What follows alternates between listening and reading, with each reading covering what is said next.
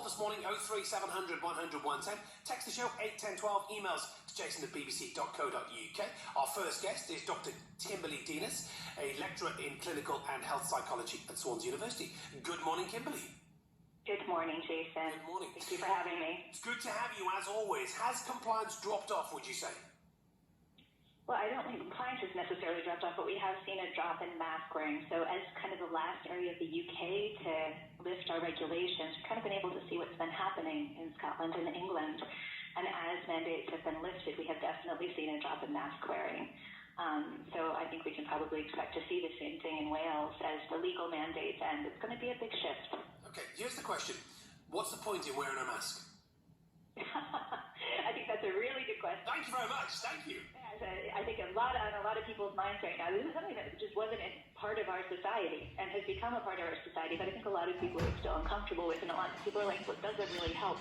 And the answer is yes, it does help. One of the things we know it helps do is protect others.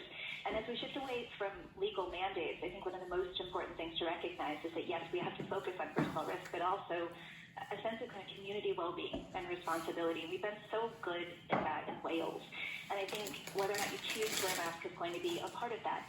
I think that if people are feeling sick, wearing a mask might still be a good idea. Now, it also depends on the type of mask, which gets a little kind of messy there. If you're wearing a cloth mask, it only helps a little bit. Surgical mask helps a lot more. And then your respirators, like your FFPs, they're the ones that really kind of protect you as well. One of the conversations that many people have, and I certainly have them, and I'm sure you have them too, 2 years on, there is an element of, look, we have to live with this now and get on with it. Do you get that? Absolutely. Absolutely. I think there are certain phrases that have been floating around, and we see them in our focus groups in the research we've been doing. That is, what is the new normal? What does living with COVID look like? These two phrases, living with COVID and new normal, are things that everybody is talking about right now.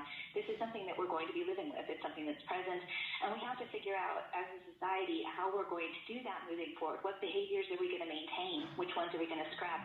And I think in our focus groups, a lot of people are happy with sanitizing. Like they like the kind of sanitizing before you go somewhere, leaving somewhere. Mask wearing, a little bit more variable in people's responses to the mask wearing. A lot of people don't like it. And a lot of people question, as you just did, whether it really helps. But at the same time, I think especially if you have vulnerable people or if you yourself aren't feeling well, it might be something that is something that people really want to maintain. And what about you, Kimberly? Will you still wear a mask? I think that I'm still going to wear a mask when I'm not feeling well, and I'm still going to wear a mask in things like shops and where I'm in an enclosed public space personally. I'm actually going to be flying next week, so the lifting of the regulations in Heathrow was an interesting surprise. I think that I'm probably still going to be wearing a mask in Heathrow, actually, when I go through the airport. But that's for now. In the summer, when we live more outside, as things lift, I'll have to see how it goes going forward, But I will say that if you're not feeling well, you have a responsibility to others. And if you have vulnerable people or in a shop where there are lots of elderly people, that might be something, in social care settings, that might be something you want to think about. What is your responsibility as part of the community, as well as kind of how you perceive your own risk?